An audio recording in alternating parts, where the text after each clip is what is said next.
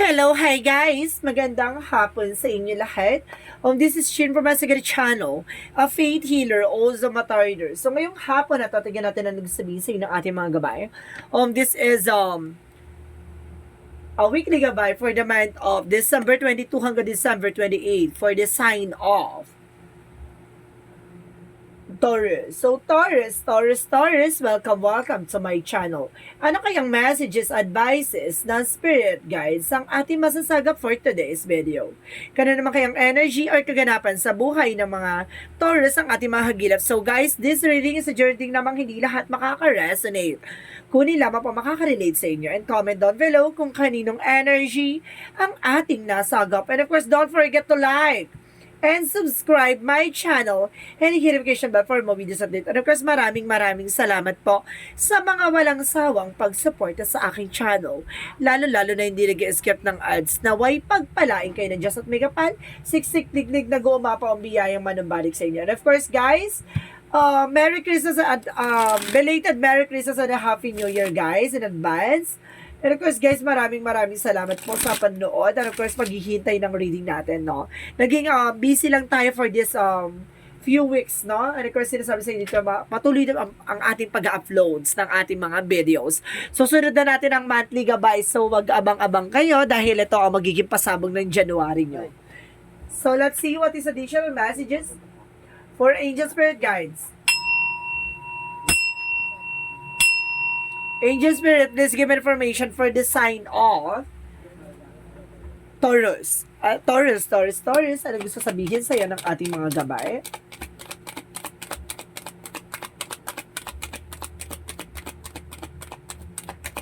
Okay, there's Knight of Pentacles. So there's a practicality, no? Kailangan always think practical, no? Kailangan maging practical sa lahat ng bagay. Hindi pwedeng ubos biyaya, hindi pwedeng panay gastos or panay lakad or panay punta kung saan, no? Kumbaga, proteksyonan at pangalagaan mo yung mga bagay na pinaghirapan mo. Because there's a page of wands, so there's a good news coming in for you. May magandang balita. No? Let's see what is additional messages. And of course, there's a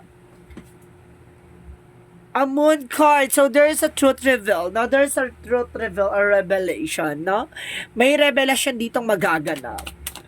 Let's see what is additional messages. And of course, there's a temperance. So, there's a perfect timing. So, this is the moment na parang, kumbaga, makukuha mo yung mga bagay kung para sa'yo talaga, diba? Kung mga bagay, kung deserve mong makuha yan, makukuha mo. And of course, there's a two of cups, there's a partnership. So, ibig sabihin sa'yo, guys, kumbaga, there's a partnership dito because there's an Ace of Cups. So, there's a love life, no? A partnership for a lifetime. May timiga na. So, ibig sabihin nito, there's a new romance or mukhang kikiligin at kumbaga, ibabalik ulit ang tamis ng pag-ibig. So, let's see what is the Nine of Pentacles. So, there's a Three of Swords, no? Kumbaga, there's a disappointment or something, heartache or something, guys, na may naiinggit behind your back, no? Marami taong inggitera sa paligid mo. And because there's a Page of Wands and because there's a Two of Swords, there's an indecision. Kailangan magkaroon ka ng desisyon, no? And because parang sinasabi dito ha, kumbaga yung mga taong nakakausap mo, yung pala may lihim na inggit sa'yo. And because there's a Four of Wands, so there's a celebration coming in for you. And of course, there's a wedding. So there's a celebration. So there's a homecoming, no? So, some of you guys, kumbaga, yung mga mahal mo sa buhay, kumbaga, kung nasa ibang bansa yan, no, maaaring uuwi, or either, kung ikaw yung nasa ibang bansa, maaaring uuwi ka ng Pilipinas, ganon. Or uuwi ka ng ibang bansa para makasama mo yung mga mahal mo sa buhay. And of course, there's a truth reveal. And of course, there's a clarity, no? Magkakaroon ka ng mental clarity dito. And there's a dream coming true. Maaaring magkakaroon ka ng celebration na matupad yung mga pangarap mo. So, let's see what is the temperance. The Ace of Swords. So, there is a mental clarity, a breakthrough, no? Talaga sinasabi sa'yo dito, magtatagumpay ka in the perfect timing. No, see? There's a divine, talagang sinasabi dito na ibibigay sa'yo kung talagang para sa'yo. So, let's see what is the Two of Cups.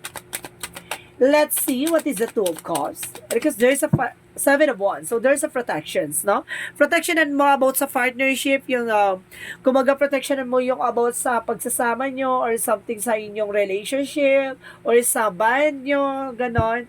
So, let's see what is the Ace of Cups.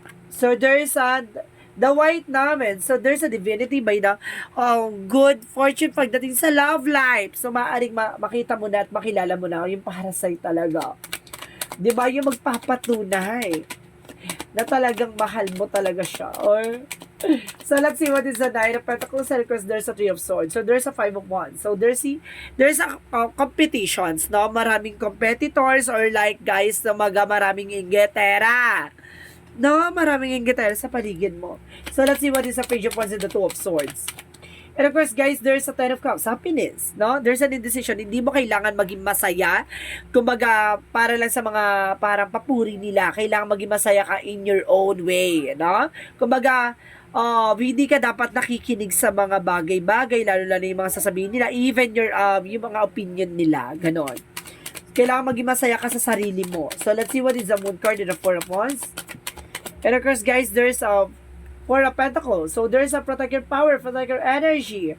Protection naman yung mga bagay na pinaghirapan mo, no? Kumbaga, mag-base ka doon, mag-invest ka sa sarili, mga ganon. And then, secure mo yung mga bagay na pinaghirapan. Because there's a Three of Pentacles, collaboration, teamwork.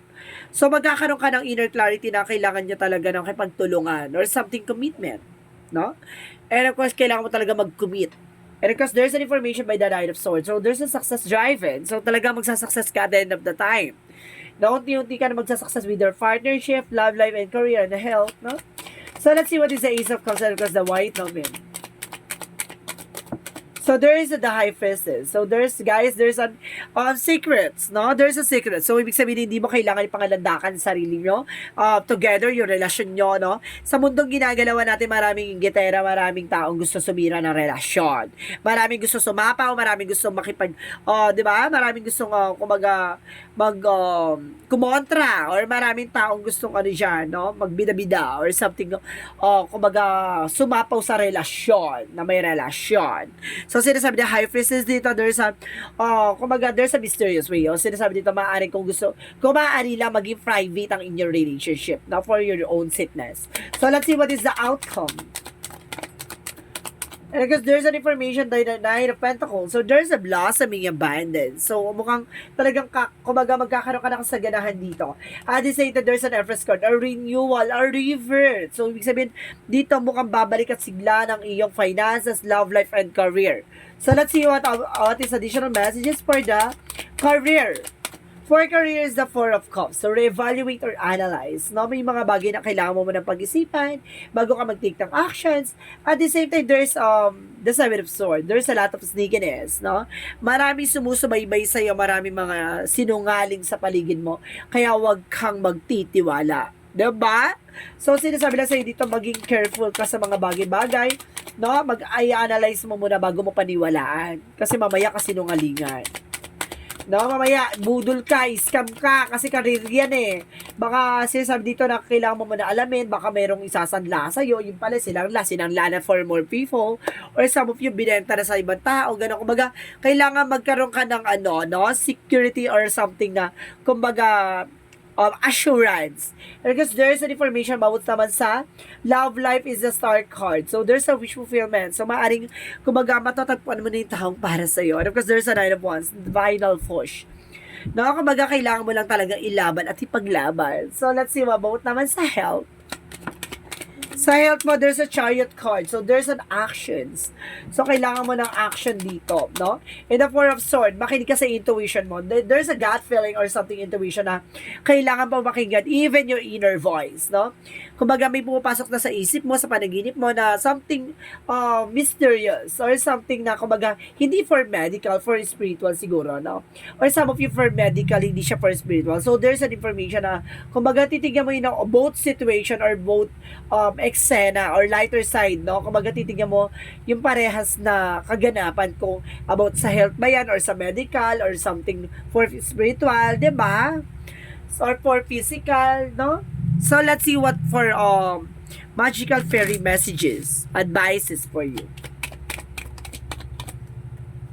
So, there is a vegetarian. So, okay, ang dami ha. So, dito sinasabi dito, a new way of eating gives you more energy, greater health and clarity, and stronger manifestation abilities. So, see? Kumbaga, vegetarian. So, ibig sabihin dito for vegetable ka lang dapat muna.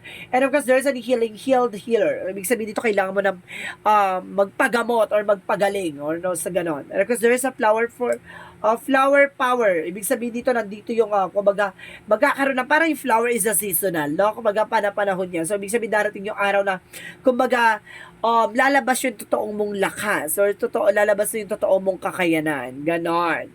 So, let's see what is additional messages for Yin and Yang Oracle card.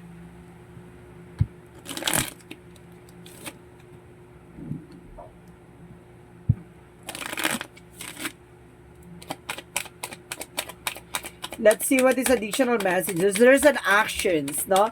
Kailangan mo mag-take na action kung gusto mo ng bagong simula. At the same time, there's an ancestor, guys, no? May gumagabay sa'yo ditong mga angel spirits or something, ating Panginoon at ating mga pitong arkanghel. And of course, there's a close off, no? Guarded, protection mo yung sarili mo. 'Di ba? Kumbaga nakakasense ako, guys, dito na, kumbaga napapalibutan ka ng inggitera.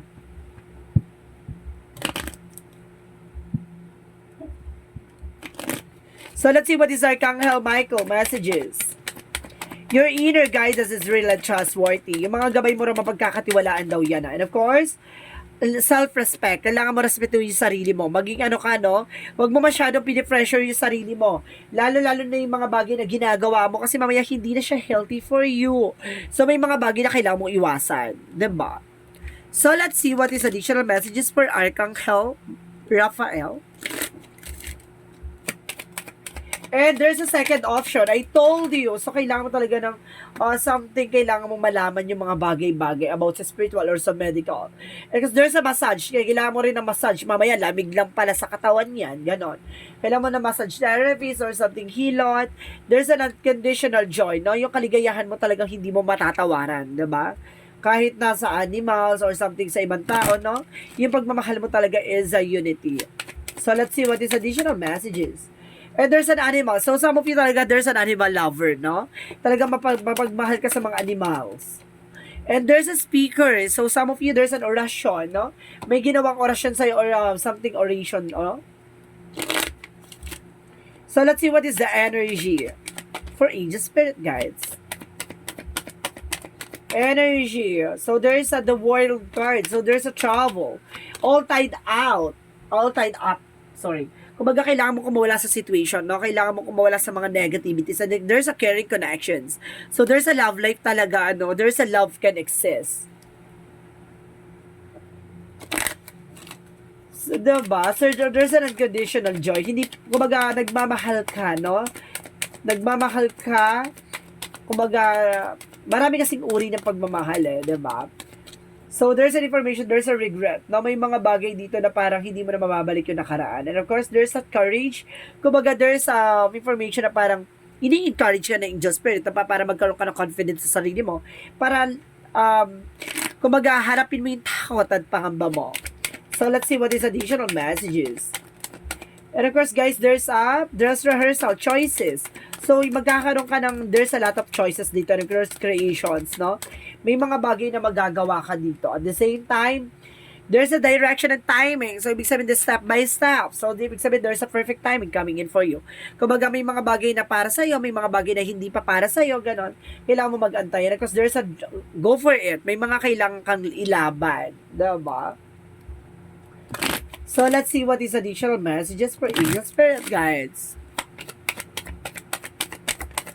And of course, there's a charade for Homesick of the Stars. So, ibig sabihin dito parang namimiss mo na, no? Yung mga bagay-bagay or may mga pangarap or may mga hinihiling ka na naway mangyari na. And of course, there's a rock open. Ibig sabihin dito, there's a surrender to the alchemy of life. Ibig sabihin dito, surrender mo kay God. Yung mga nangyayari sa buhay mo, no? Kabiguan man yan, failure, rejection, disappointment, kailangan mo i-surrender yan. So, let's see what is the Monsology. Monsology represents the have faith in your dreams, no? Magtiwala ka sa pangarap mo. Additional messages. And of course, there's a show the world the real you. Ipakita mo sa mundo kung sino ka talaga, no?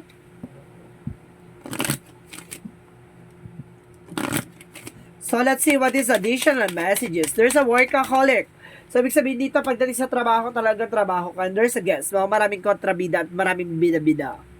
At baka may bisita, no? There's a growth, no? Magkakaroon ka ng growth and expansion.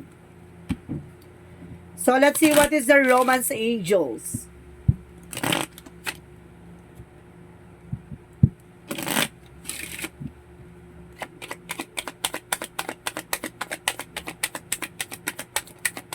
There is a make the effort. So, ibig sabihin dito, kung gumawa ka ng effort, no, pagdating sa love life. And there's a getting to know each other, no, kilalanin mo ang isa't isa.